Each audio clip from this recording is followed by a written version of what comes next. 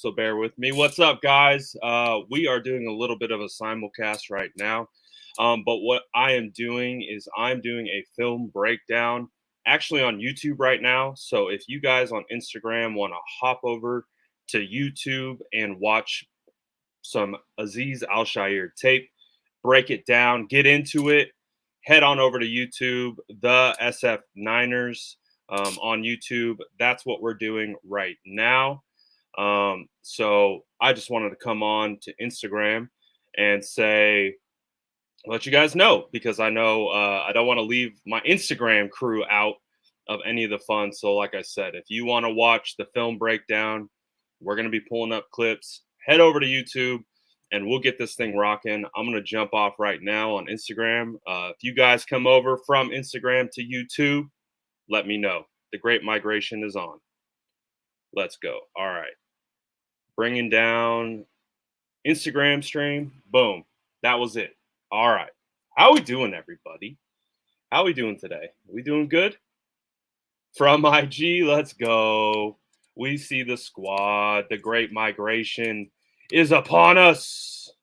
Welcome. And if you're just joining, please smash that like button. Let's go. Let's get the Sourdough Squad hyped up today because it's Friday. It's Friday. For some reason, I thought it was like Friday yesterday, but it's Friday today. So the weekend is here, which means we're one step closer to 49ers football, which is fantastic news. Of course, as always, what we'll do is we'll break down some of the news and notes that came out of practice today.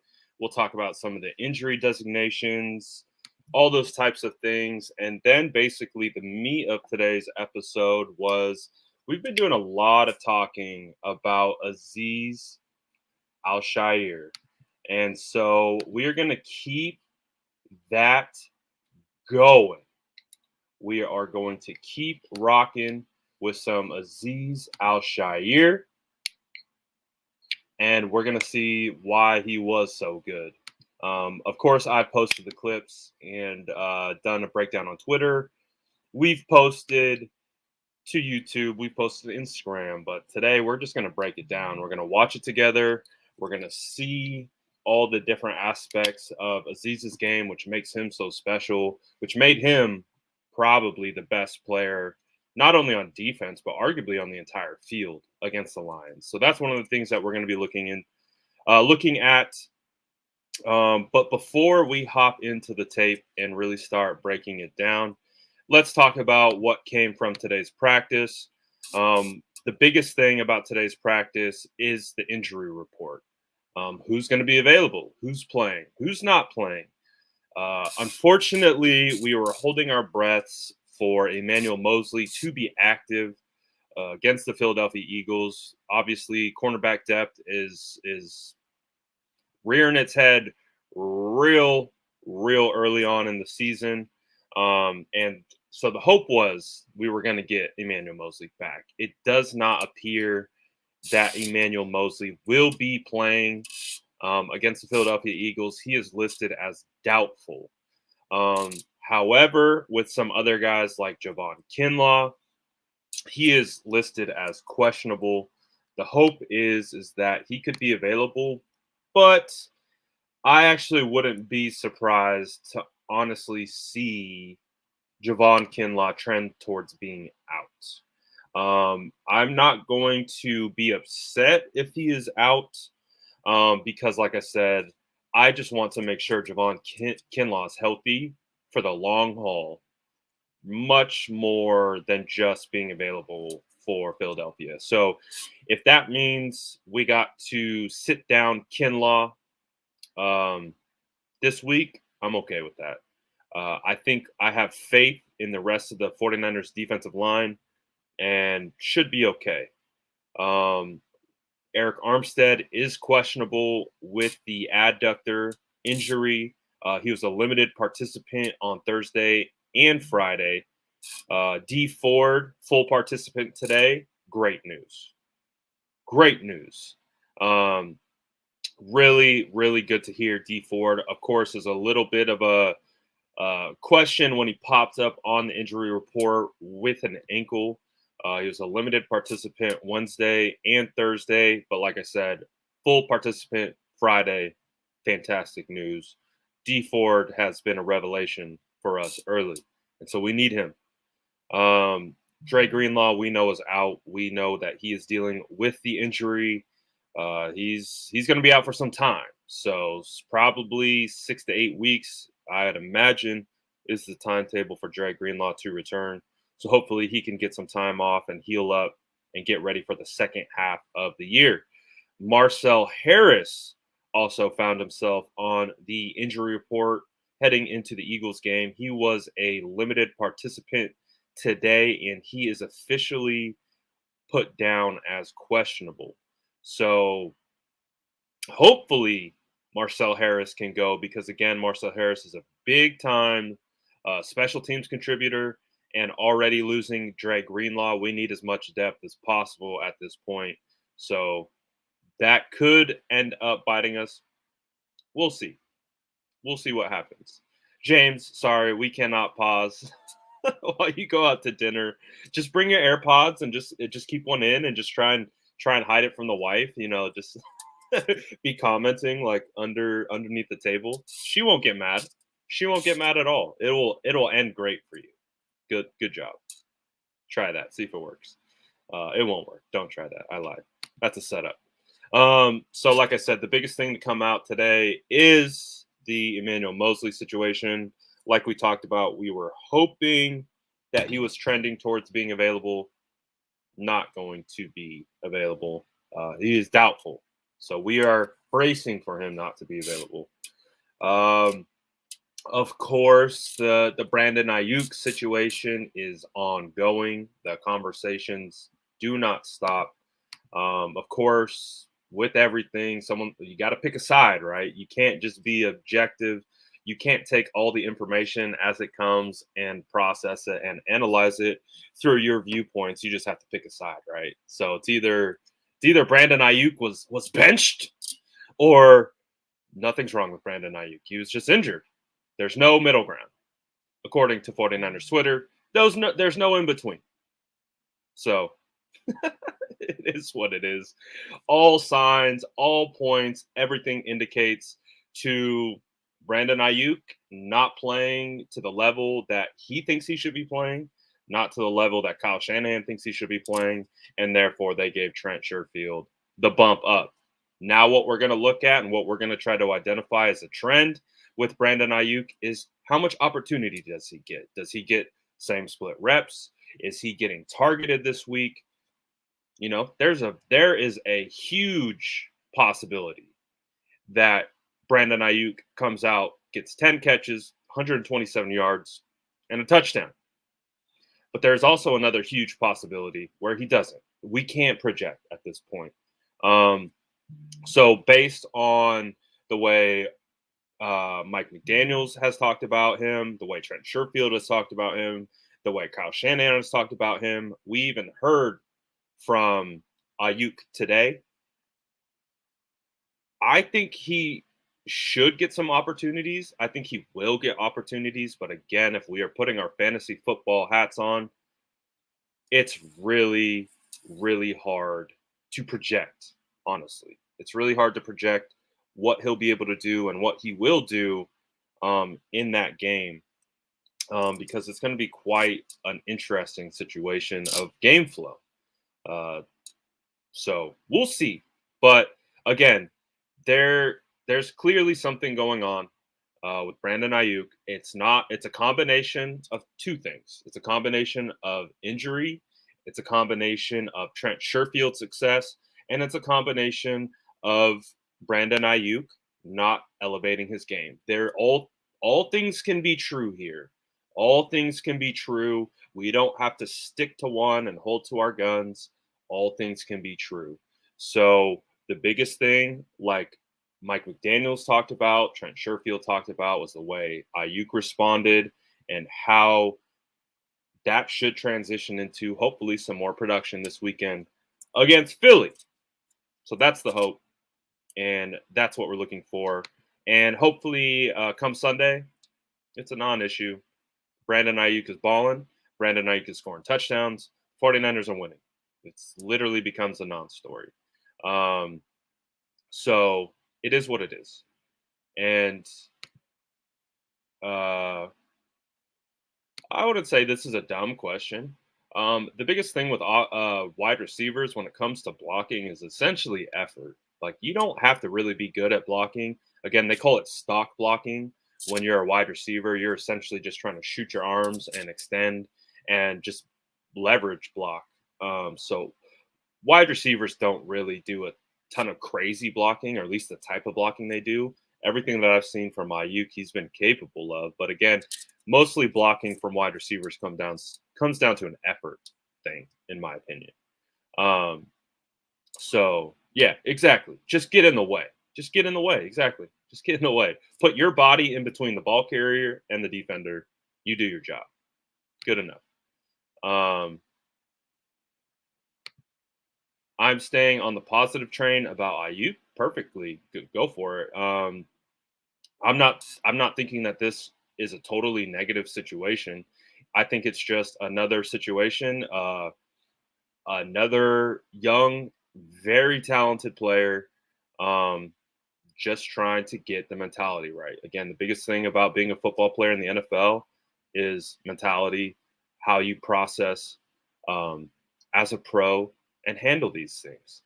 And so hopefully we see Aiyuk trend in the right direction. No, not one person in this fan base wants to see Aiyuk fail. Um, so that's why the narratives that have come out of this situation have been interesting. No one wants to see Kyle fail. No one wants to see Trent fail. No one wants to see Brandon fail. We just want to know what's going on. And somewhere along the way, it's created a situation. But anyways, we'll move on from that, um, and go from there and do all that good stuff. So one of the things that we'll start looking into is we will start pulling up the tape. We will look into Aziz Al-Shaair. Shout out OG 49er. Thank you for following per usual. Please keep watching, commenting on everything that I post. Thank you very much. So let's see. What we're gonna look at today, let me get my screen shared up, is we're gonna watch Aziz Al-Shaair. So I've watched all of this, obviously. I logged it, did all kinds of stuff. But I figured what we could do today is kind of go through all the plays that I pulled, and we can really take a look at Aziz Al-Shaair. We could take a look at, again, how well he played. And we can string these plays together and just really get a strong idea of how everything comes together for Aziz Al-Shaair and the 49ers defense surrounding him, because he played phenomenally. So let me get this going. So this is one of the first plays. I don't remember exactly which one this is, so let's watch along together. Ah, yes, the effort. So this is his first tackle of the game. And this is again something that popped up not only right here, again, his first tackle of the game, but this is almost how he ended the game. This ability to go east-west was something that I talk about with these linebackers quite a bit. Again, when we were getting gashed up the middle, things like that. I'm kind of one of the guys. It's like, all right, let's dare them to beat us to the outside, because when you have guys with speed like this, that again, look at where the positioning is of Aziz Al-Shaair. He's right down here. Let me get this out of the way. Here's Aziz. Here's the ball carrier. Ball carrier's turning up field. And look at that speed, but look at Aziz, man. Aziz just does not give up on the play, and he ends up making the tackle. So let's watch it from this angle. Again, this is effort. This is pure effort combined with the athletic ability that Aziz Al-Shaair has. Like, bang. You see the contact. Like, Swift gets rocked. Swift gets rocked right here. Bang. Like, he got him. So Aziz Al-Shaair, man, He put it on tape this week. He really made his presence felt. I really like this play as an awareness. I like the awareness. Again, we know the baseline traits. The traits are there. His traits are insane. But what we're seeing is the mental side of it. We're seeing how he's combining the cerebral aspect of playing the linebacker position on top of being an elite athlete. And that's exactly what he showed today or on Sunday. He showed like if he stacks an entire season like this together, we're talking about Fred and Aziz as the best linebackers in football. Like that's what kind of game he had. So if Aziz continues to have this game, again, he's keying on the run. That's why he steps up like this. He's watching the running back, he's watching the quarterback. So he sees that and boom, right here. He indicates and keys on, okay, this is a play action. This is a play action. So he immediately bounces out. You see that? You see the way he changes his direction here? So he's coming down to stop the run, indicates it's play action, boom, instantly out into the flat. This is just knowing responsibility, knowing what you should do at all times as a linebacker. So again, you see him. You see him come up to stop the run, instantly bounced out into the flat, and start playing coverage. So he's still covering the running back. You see the running back right here. You see Aziz right here. They're mirroring each other. And then right as the running back or Goff begins to throw the ball, Aziz gets on his track. And what Aziz does right here, which is really good, is he keeps himself out of the wash. Like there's a guy barreling down on him, trying to block him this whole time. And he just keeps on his track, keeps on his responsibility, and stays out of the wash. It's really easy to get caught in the wash and just lose sight of where you need to be. But he doesn't. And then he's able to close. And huge tackle for loss. Absolutely huge tackle for loss. Stalls out the drive. They were gashing us a little bit on this drive. And this play just changes everything. Completely stalls out the drive. And that is Aziz Al-Shaair. That play is made solely by Aziz Al-Shaair. Again, this is just him in coverage, covering a running back. It's more of to just kind of indicate to how quickly this guy can close on the ball. Just watch how quickly, like when he decides to go, his 0 to 100 is really nice. And he's there. Gotta love it. And you see Fred. Fred's hyped, man. Fred knows. Fred knows what his boys are doing. Fred's a true leader, man. Middle linebacker, captain. He's hyped for his boy. He knows that's a good play. And so this is actually a perfect throw by Jared Goff. I just really like the positioning. I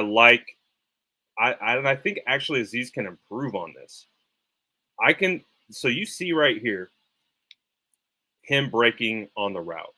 I would like him to kind of snug up on that the hip pocket a little bit more. So see how he kind of flattens it? He kind of flattens out right here. See how it kind of flattens? He's at an angle. He's running at an angle, and then he flattens.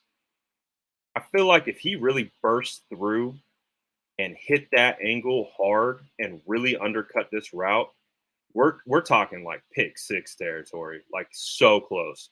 Or if Goff isn't throwing it absolutely perfect, that's right there for pick territory. So I love the positioning. He's in really good spot. He still breaks on it really well, and he finds himself in fantastic position to make a play.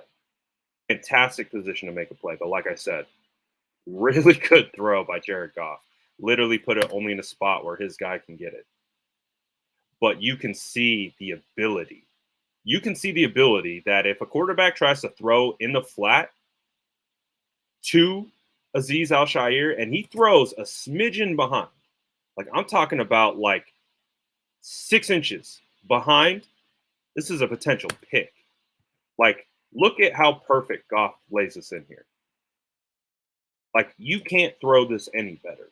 This is a perfect throw by Goff, but it's also fantastic coverage by Aziz. Look at where he is. I mean, you can't really ask for much better positioning. It is really good. Of course, he doesn't make the catch, but great ball placement by Goff. But like I said, look at how much this guy's laying out to get that ball only to where he can get it. If a quarterback is throwing the ball right here, that's a pick. We're talking cash money. Like, we're talking this dude's walking into the end zone.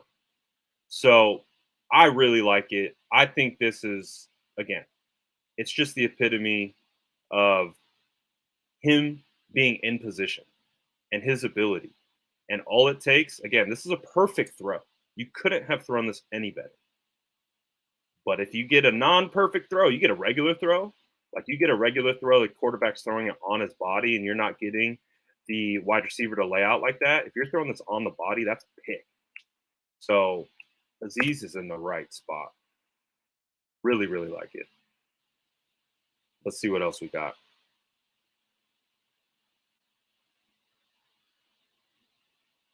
So here's another situation where we get to really see the ability for Aziz and his hustle, the hustle plays, his ability to go sideline to sideline. Like, in my opinion, I don't know, 9 out of 10 NFL players, they're not in on this tackle. If you're playing linebacker on the opposite side of where the ball is going and you're drifting out into this portion of the field, you're essentially on the opposite numbers. And he's getting the ball right here. And that's or no, is that Jamal Williams? That's Jamal Williams, I think. But like, the way that Aziz keys on it and just goes and hunts it down. Boom. Dropping hit sticks. This dude is violent.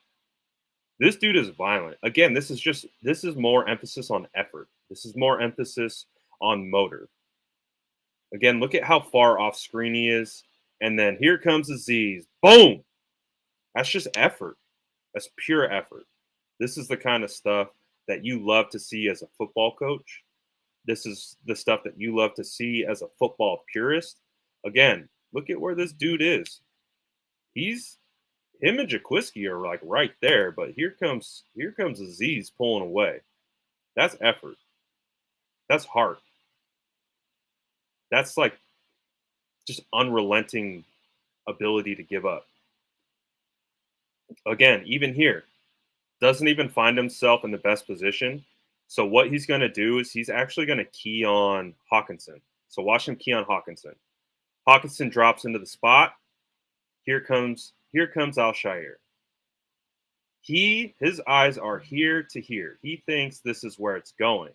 It's actually great play design. Again, a lot of great play designs here by the Detroit Lions. The Detroit Lions need some credit because, again, they did exactly what they were trying to do. They got Aziz to key on Hawkinson, and then they snuck out Jamal right underneath. Right underneath. So, again, really like this play design. Really like the thought process behind it from the Lions. And again, Aziz is doing the right thing. He's going to his zone. You see Hawkinson drop in your zone, yeah, that's where you're going to go. But he also has the wherewithal to understand that he sees this guy pop into his zone and go, oh, crap, that's where I need to be going. Now, this is what I really like about Aziz. It's very subtle, but you can see Aziz change his angle. So you can see right here, rather than just chasing him down, he changed his pursuit angle. So right here, he changes his pursuit angle, and watch what happens as a result of changing his pursuit angle. So you can see right there, look at the way he's running compared to the way he's running. It's not like a cat chasing a dog, or cat chasing a dog, a dog chasing a cat or anything like that. It's like, look, Look at how he changes his pursuit angle, and as a result, this is how you want to run it as a defense. You got your guys on the outside. You want to push that. You want to push the ball carrier back to the teeth of your defense for this exact reason. And then once you do that, boom! Look at Aziz, man. Look at Aziz.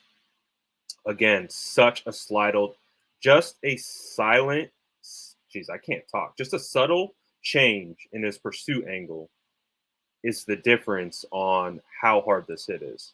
Again, it's right here. That's the pursuit angle change. He indicates it immediately. And then finishes it. Bam. Would you? I would never want to get hit by this guy. I would never want to get hit by this guy. Like Aziz has been dropping dudes. Like this entire game, he is hitting dudes. Again, watch. Boom. That's all because of his pursuit angle. All because of his pursuit angle. Again, you're taught how to pursue properly as a defender. You're taught how to take angles. You're taught how to get on your track and cut off these angles. Like this is learned stuff. This isn't just pure instinct. Like you have to know like how to affect angles as a defender and cut them off.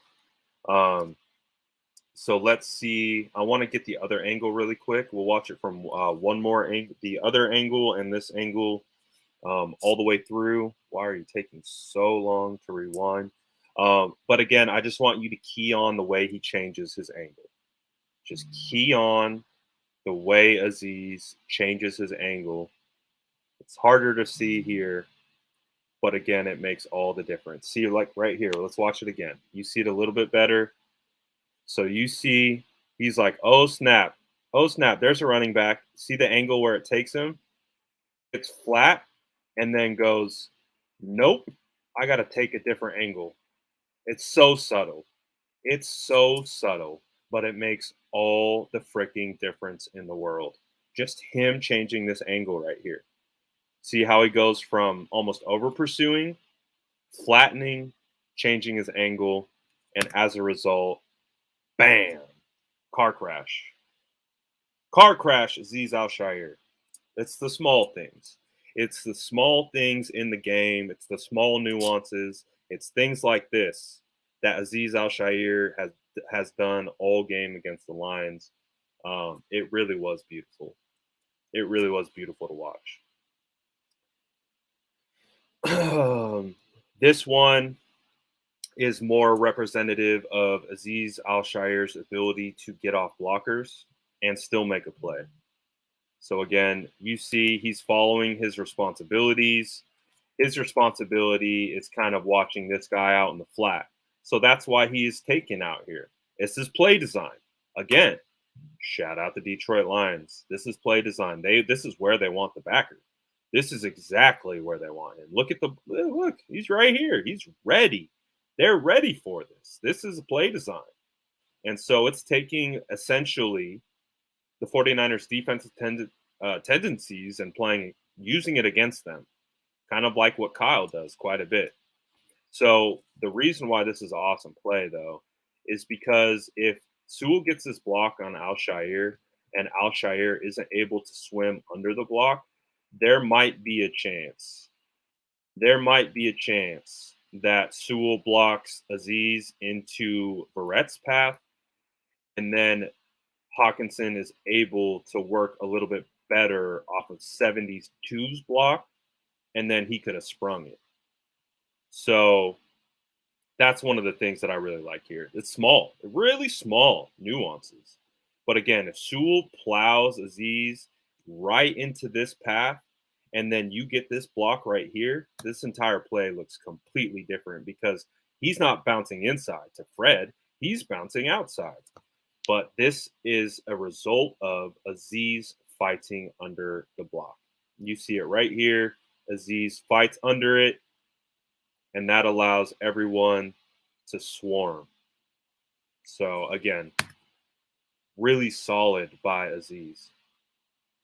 I think we're heading the stretch of the game where Aziz made every play on almost one drive. I think it was one of the end drives. I think it might be this drive. He made literally every play. Like it was unbelievable. He was everywhere. So again, one of the things that I'm noticing with Aziz as well is how well he reads, reacts, and he uses his speed to play with cushion. Like I think he clearly understands how athletically gifted he is. So he knows he doesn't have to be right in someone's hip pocket. I've noticed in this game that he times the arrival of the ball, and he actually has a pretty good knack at this. Because you're going to watch it again, you're going to see it multiple times. You're going to see it multiple times of him timing, and as a result, causing breakups. So, like, look, he's still playing this whole gap right here to ensure no throw goes over the top to Hawkinson. But of course, you still got to play the under as well. And this is, again, the scheme that Detroit is trying to leverage. They're trying to use these guys to bait the linebackers and get them out of the middle of the field. Now, Aziz still has, again, the ability to play his primary responsibility. Look where he is. But he is still keying right here. You can see the way he's preloading his feet. He's anticipating that under throw. He's ready for both. But that's why that makes it so special. And then his ability to time and hit once the ball arrives. Like you're gonna have a hard time being anyone to be able to catch a pass like that. It doesn't help that the pass was behind the wide receiver either, but it also doesn't help that Aziz Al-Shaair was there with perfect timing. And here you go. These are back-to-back plays. Like all these plays are consecutive. I think this is the third play in a row by Aziz Al-Shaair making a play. Like this is three in a row, three up, three down. You can see they're on the same part of the field. He's made play after play absolutely insane. And again, the ability to time and close, the ability to time and close on top of reading and reacting, like right here, he's already reacting. He knows where the ball's going. Goff hasn't even started his throwing motion. Hasn't even starting his throwing motion. Look at that. This is why Aziz is so special. He knows. This is just smart. This is just smart. He knows.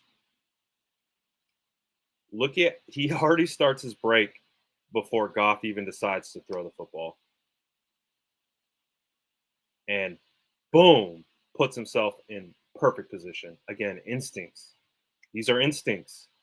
What you're seeing is the ability to be cerebral as a football player, as well as using your God given abilities and bringing the two together. That's all Aziz did this game. You see it both. You see it all. You see the physicality, but you also see the smarts and the awareness to put himself in the right position over and over again. Again, this is the fourth play in a row he's made a play. This is one drive. These plays are four up and four down. Again, Aziz right here in the middle. Same thing. Read and react. Boom! Right there. Right there. The boys are there to clean it up. Gotta love it, man. Gotta love it. Ooh, look at Arden Key. Arden Key almost got home. I'm just noticing that for the first time. Whoo, that was close, Arden. Sorry, squirrel. I didn't even notice Arden Key on this one. I'm watching Arden right now. Sorry, I got completely distracted. I didn't notice this. I like this. Inside, swim. Nope, rip. But almost gets there. Whoo, Arden. He was close. Ooh, look at Eric too. Eric was close. Eric was close. Look at Eric right here. Just freaking lift this dude. Woo! We see you, Eric. Woo! Let's go. All right, squirrel. Sorry, I got impressed by the D line real quick. I got impressed by the D line. But again, what we're watching is Aziz. We're watching Aziz. And again, his ability to read and react. His ability to read and react. Boom. Boys are there to help clean up. Love it, man. Again, these are consecutive plays. This is 5 plays in a row.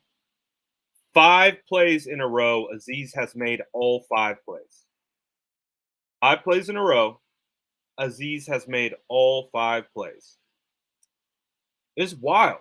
Like, it got to the point where this dude was gassed, yet he was still making plays. Let's watch it again. 5th play in a row. So where's Aziz? Aziz is holding down the middle. This is when they put in the backups. So they took Fred out. They took the starting cornerbacks out. They took the starting safeties out. You can see Talanoa Hufanga, Tavon Wilson, Flanagan Fowles. The only starter that they have is Demo and K1, but that's because they're down bodies in the secondary. But you could see they were trying to get these guys out of here. And this is when, like, Aziz really started to thrive. And again, like, there's no Fred in right now. They took him out. And Aziz just started going ham. Yeah, so this is the thing, Bebop. My biggest worry about Aziz Al-Shaair was how he'd hold up in coverage. Heading into this year, I'm not worried at all. I'm not worried at all. This dude is, at least from what we saw against the Lions, what he put on tape against the Lions, it was really nice, dude. It was really, really freaking nice. Again, this is now, I think, the 6th play in a row. This is the same drive. This is now the 6th play in a row that Aziz Al-Shaair has made. 6 plays in a row. How often do you see that? Seriously, on the same drive, how often do you see the same guy making the play over and over and over again? This dude, and this is where I got scared, man. I got super scared that he got hurt.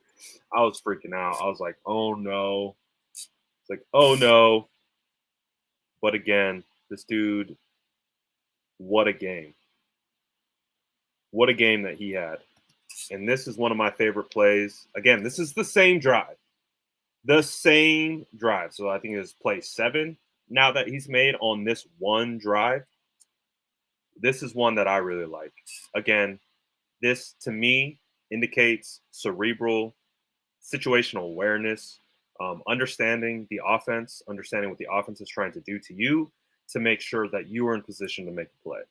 So this is what I really freaking love about this.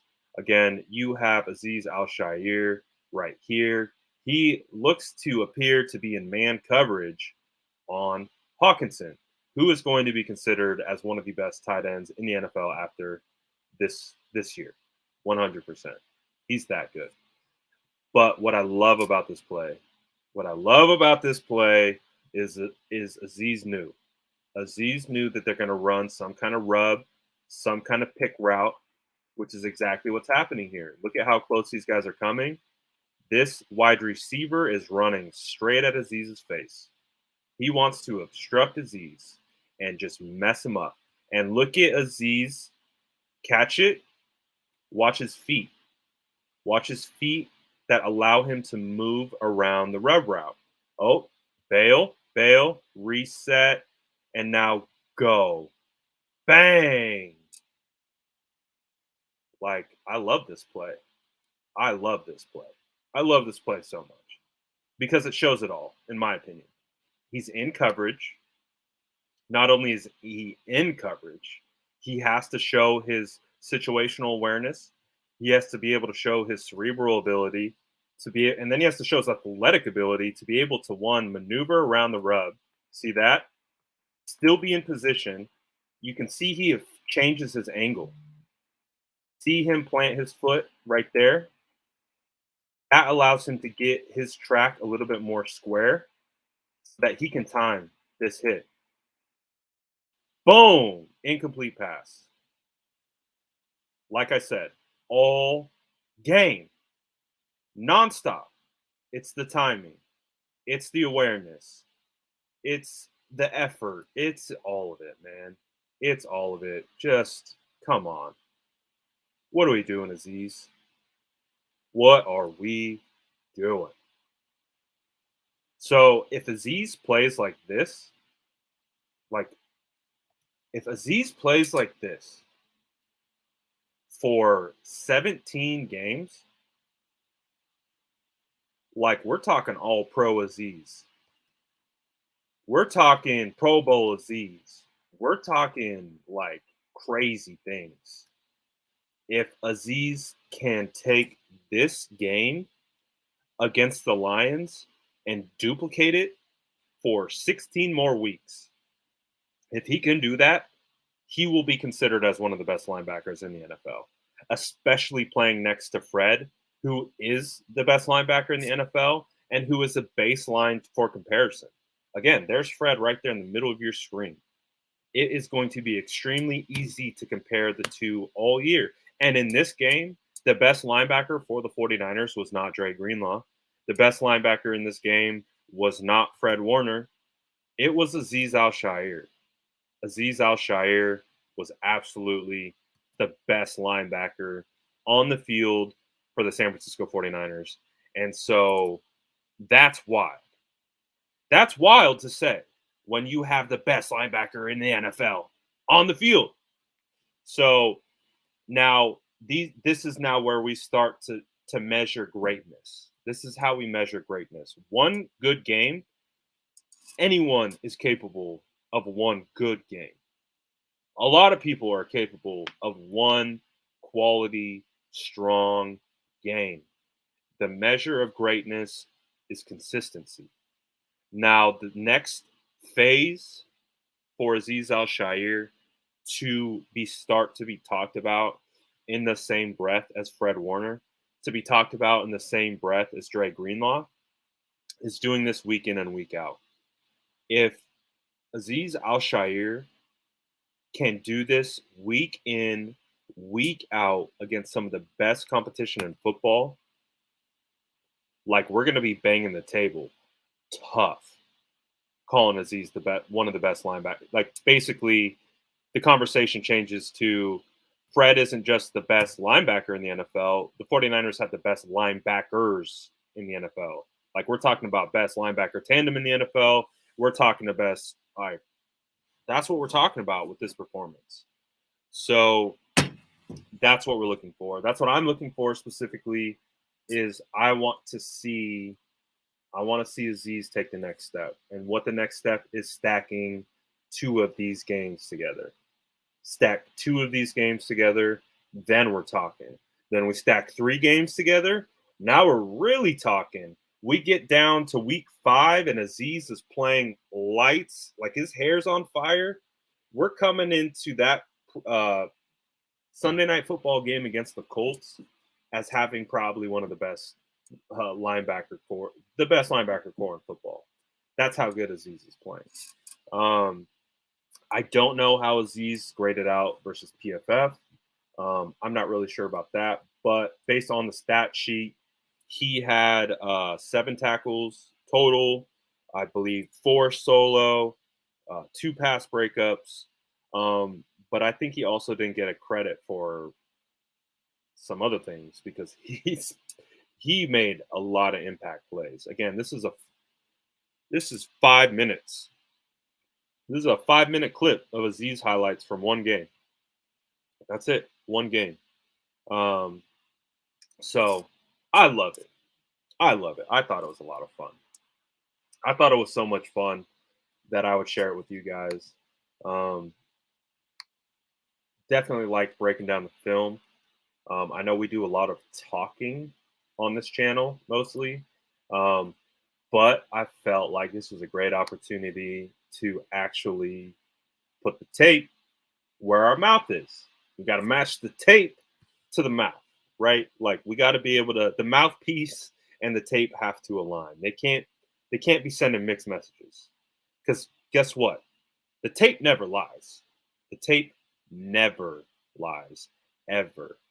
Stats lie, men lie, women lie. Tape never lies ever. Like literally ever. So, it's really good to be able to pull up the tape, do all that kind of stuff.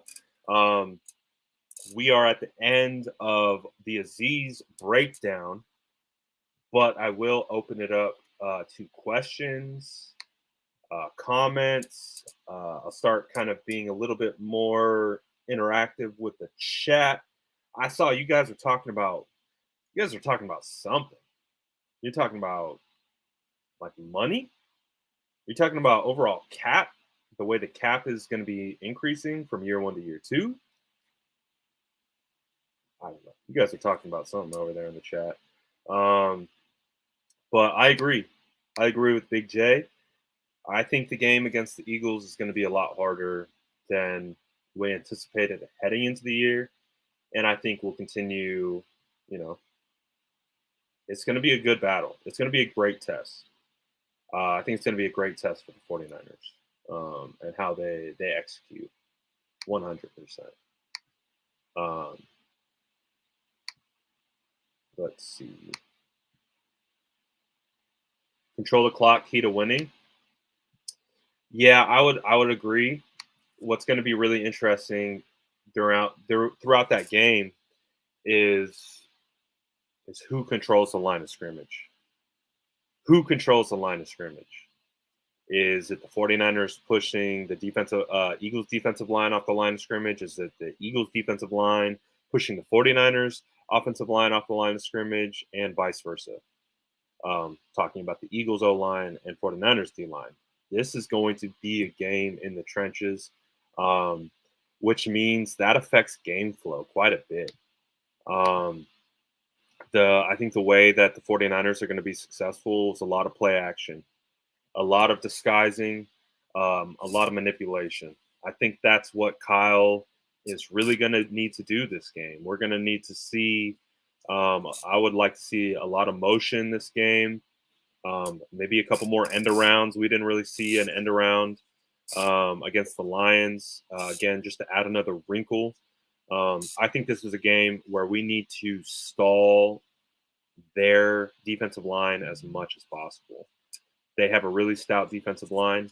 So, as an offense attacking the Philadelphia Eagles, as something that I would be trying to accomplish is trying to use misdirection against them, whether that's counters, which is what Detroit did to us. Detroit, and I think we weren't prepared for it because we didn't really understand what their offense was going to be. We didn't really know because, again, it's a new staff. They're probably not showing everything in preseason. So they ran a lot of counter stuff. So essentially showing like zone right and countering left. They ran that a lot. So it kind of gashed us a little bit. But that's what I would like us to do to the Philadelphia Eagles. Again, I want their defensive linemen. I don't want them rushing upfield. I want them holding the line of scrimmage and putting their eyes in the backfield to try to indicate where the ball is going. That's really, really what I want. And I think this could be example to this play. Let's see of how they used kind of misdirection against us. So you can see, look at this offensive line from Detroit Lions right here. Just look at them crash everything down. So they ran this a lot. You see, you have Hawkinson essentially pulling across the grain, kick out on Bosa, which creates an insane hole.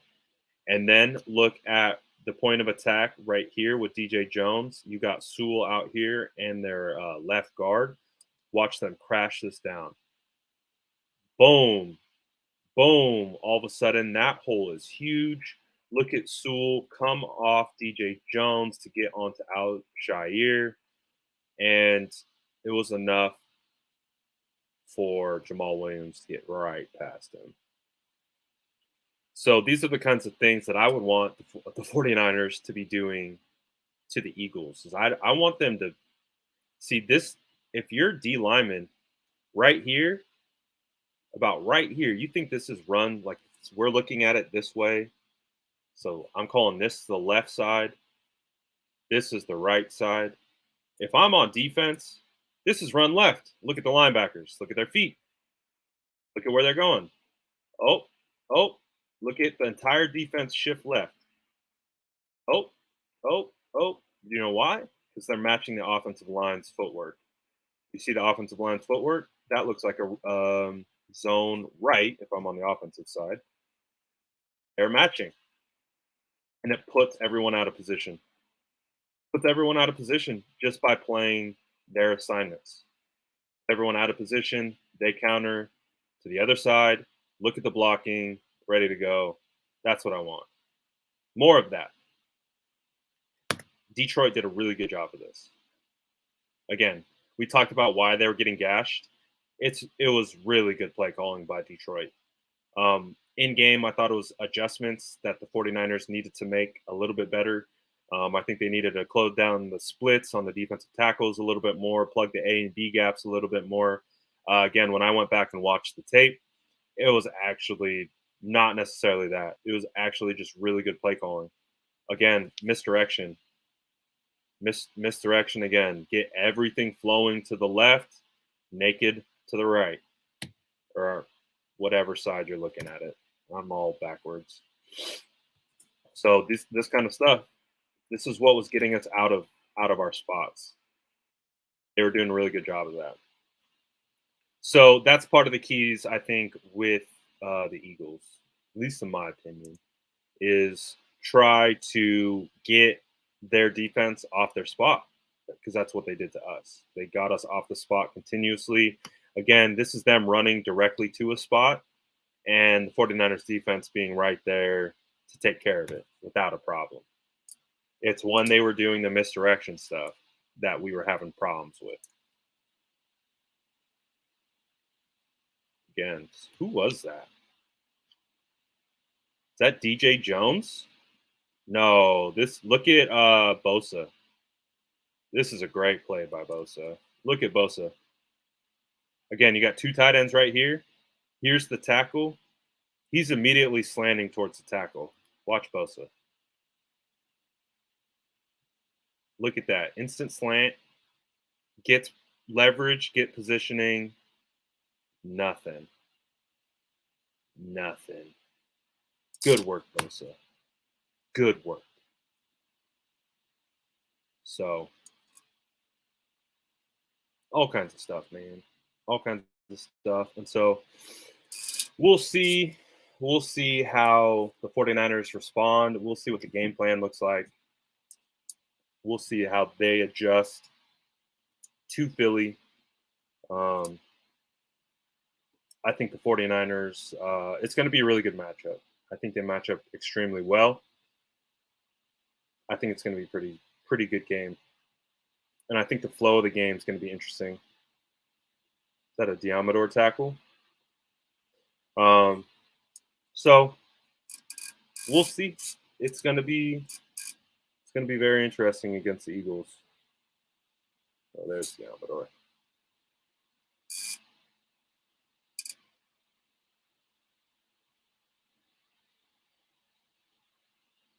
Whew. Stuff that. They knew. See, they knew. Look at Tart. Look at Tart, man. We see you, Tart. Pop Tart. And then the fumble. Boop. So we'll see. We'll see how it goes. Should be a good game though. Should be a great game. It should be an extremely competitive game.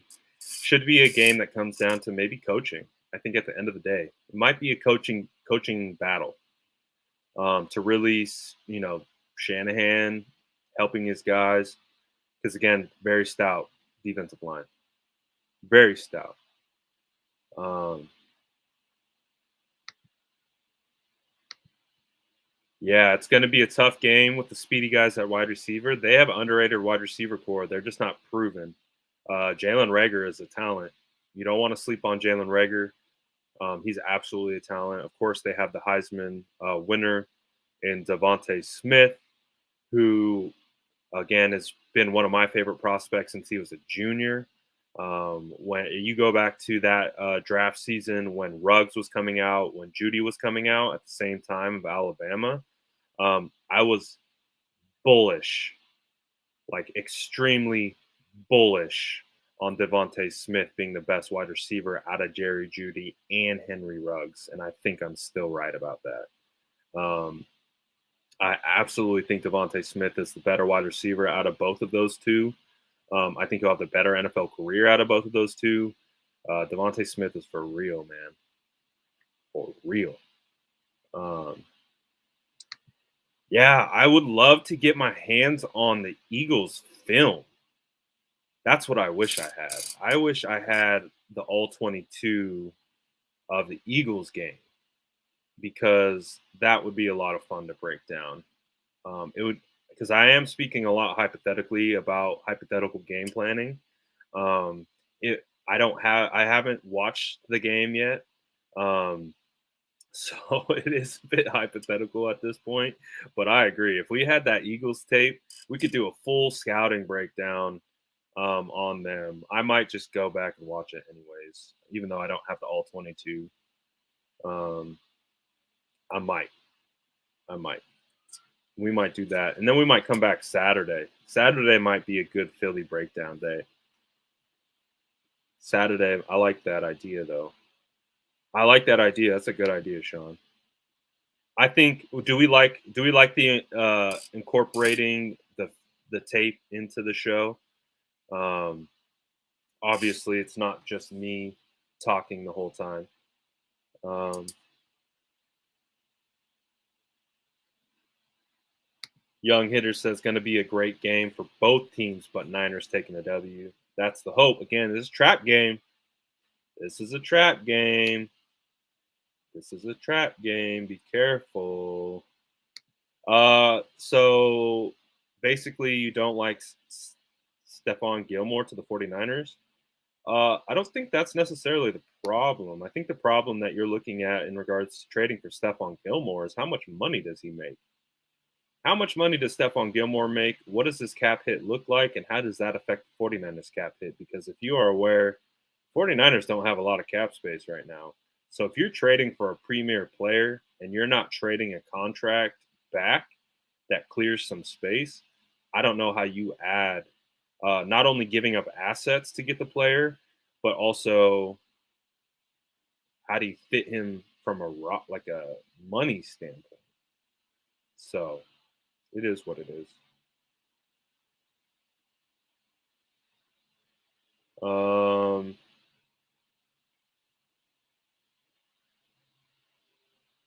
Hell yeah, tell him, Sean. I mean, it's the best way. It's the best way. Like we said, tape don't lie. Tape paints the full story every single time. Tape paints the full story every single time. Eye in the sky never lies. Um, Eagles are projected to top NFC least. Nice. I see what you did there over the Cowboys. I could see that.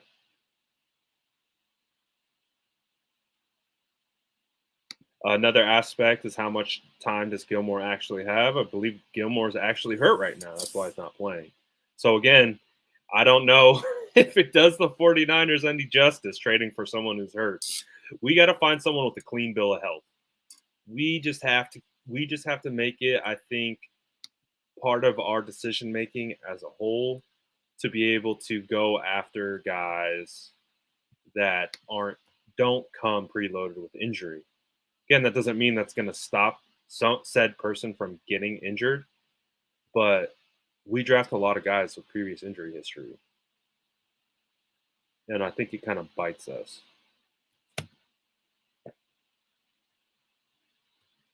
Dude, if Elijah right here with this plant foot, see how he's taking that step. If he plants right here and cuts east west, just like instantly foot in the ground and goes boom, like almost like a stop cut, that this dude breaks it.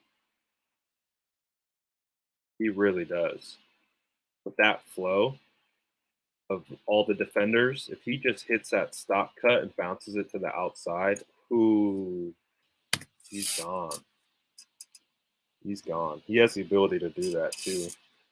Cameron Dantzler, I like it. I thought he did. I'm not going to pretend like I've done full breakdowns on Cameron Dantzler to like be able to say like, oh, I've watched all his tape and I know exactly what he is. I know he's been serviceable. I know he was serviceable as a rookie. And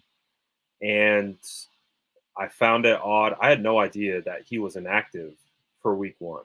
I thought he would have been starting. So when someone in the chat actually told me that Dantzler was inactive, if the Vikings have enough good players in front of Cameron Dantzler, and Dantzler is available, hell yeah, go get him. You could probably get him for a decent, like maybe 4th round pick, 3rd round pick. Shoot, at this point, we need the depth and bodies at that position. It's going to be really interesting to see what these two are. Drake Kirkpatrick, Josh Norman. Are they serviceable? Are they not? We have no idea. Again, my last memory of Josh Norman is him getting like literally stiff armed out the NFL by Derrick Henry. Like that's my last memory of Josh Norman, and I hadn't heard of him since until he popped up on our roster. Drake Kirkpatrick has been a serviceable player. Even at his kind of prime, he was just a serviceable player. He never was, in my opinion, like a top tier guy. So how does that translate to now? We'll find out. We'll find out. Not really sure. So we'll see. Let's see. So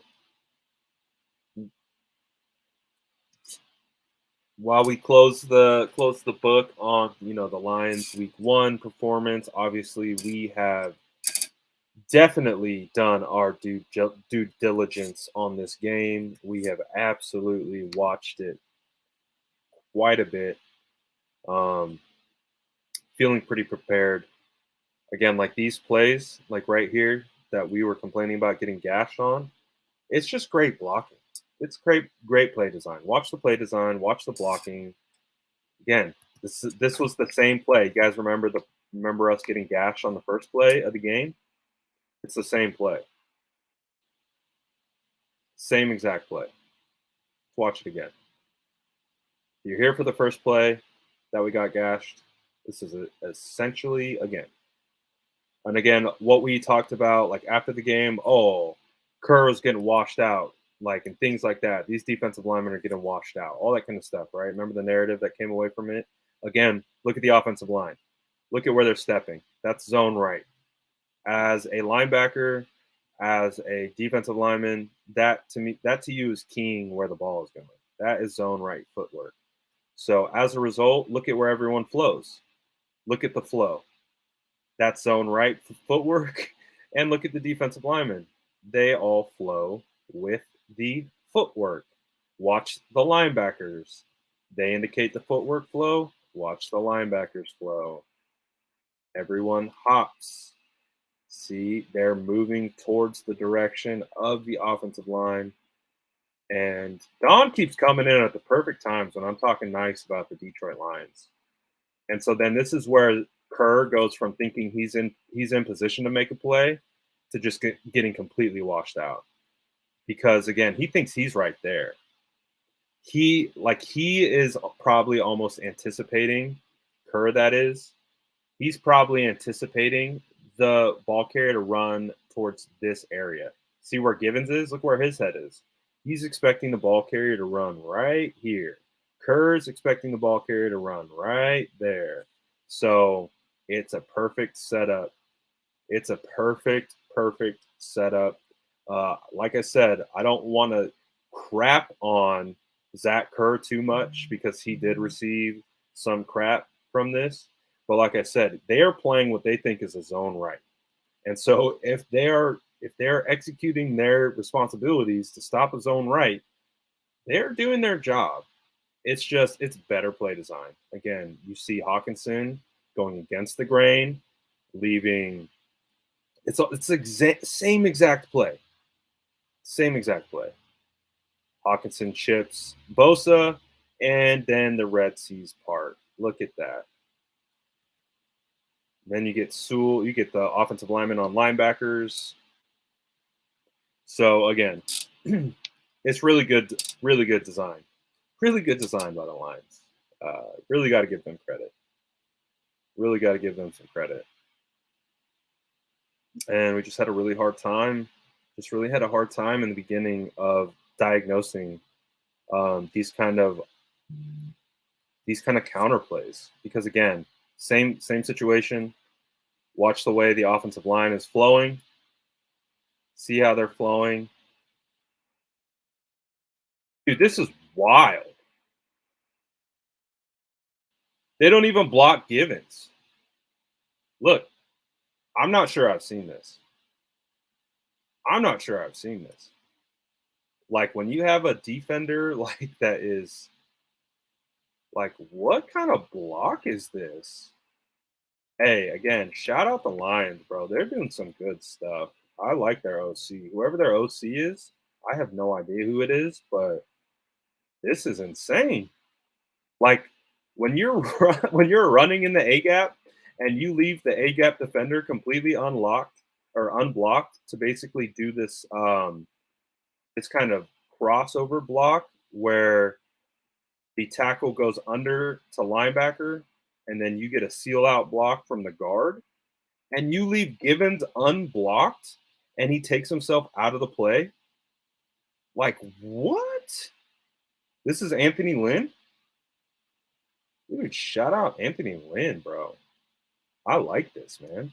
Like, this takes a lot of wherewithal to understand guys like Givens. Like, if they come to the sideline and they're like, he is not holding the line of scrimmage. He is pursuing upfield every snap. Then Anthony Lynn, this is the perfect way you counter that.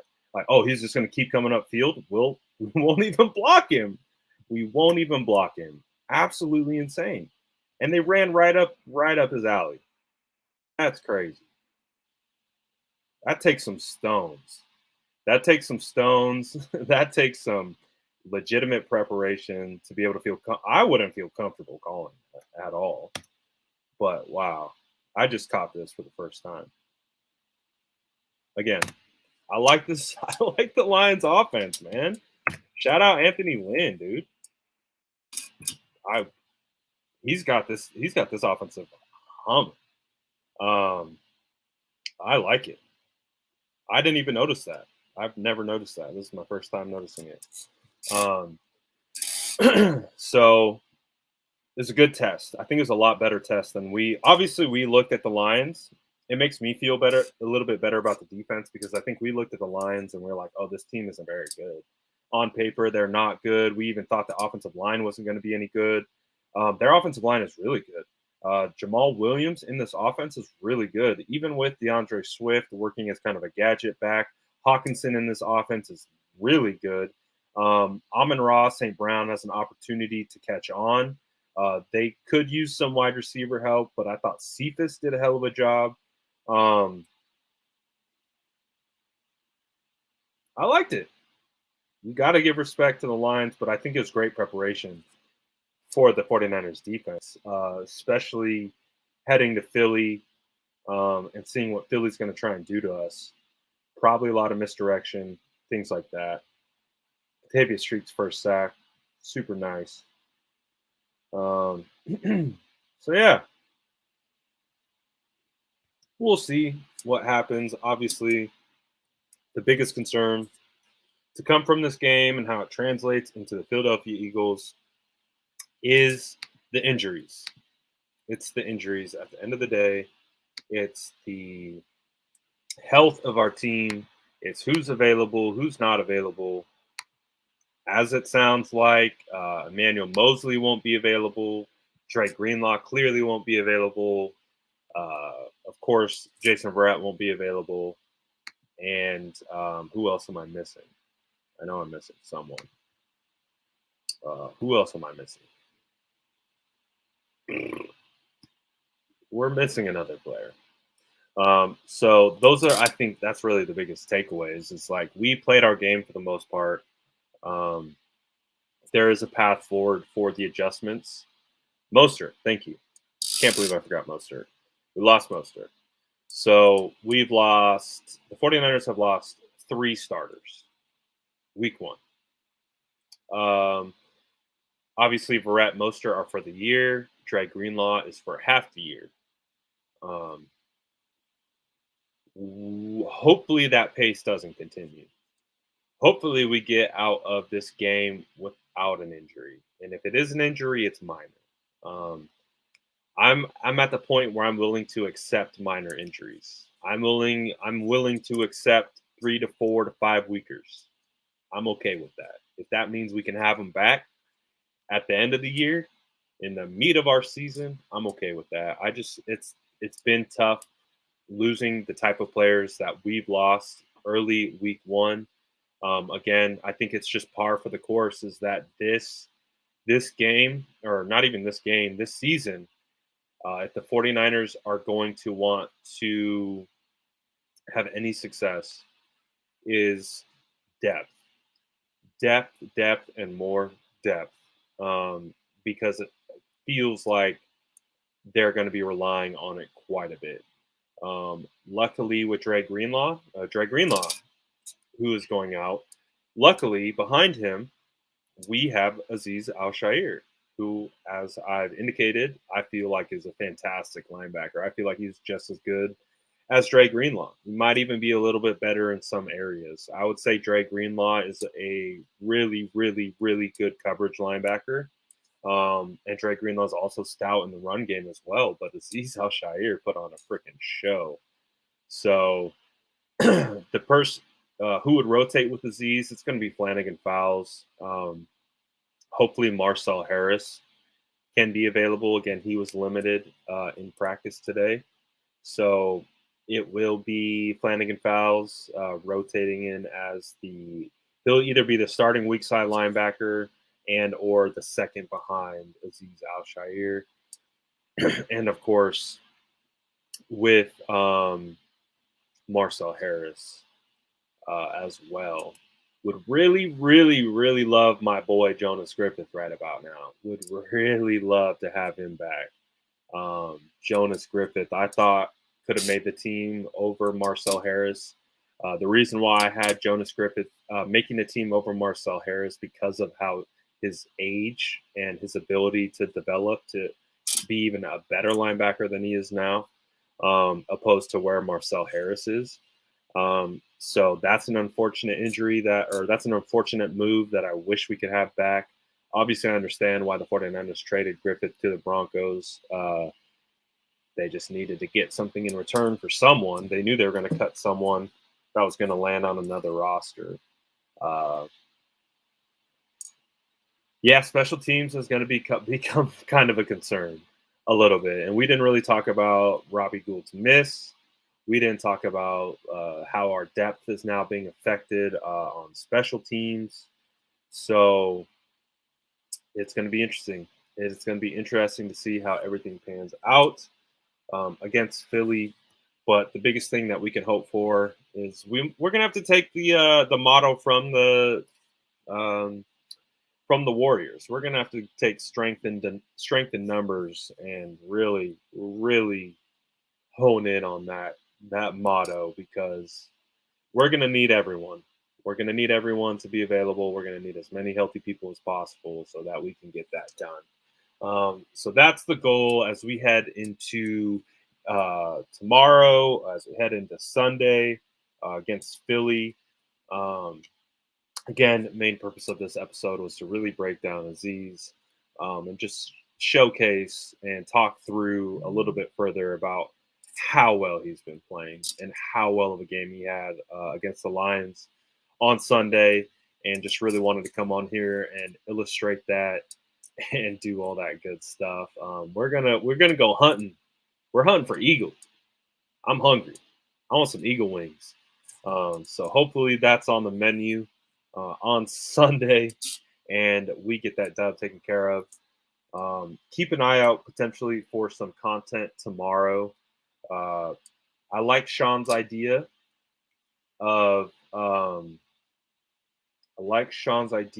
breaking down Philly, so I might look into that. So maybe be on the lookout for that for a special Saturday show where we can just break down the Eagles a little bit better, understand our opponent a little bit better, so that we know what our expectations truly are heading into that week. So that might be on the docket for tomorrow. So just keep an eye out. Of course, right? Of course, you have the notifications on. So if I go live, you'll see it.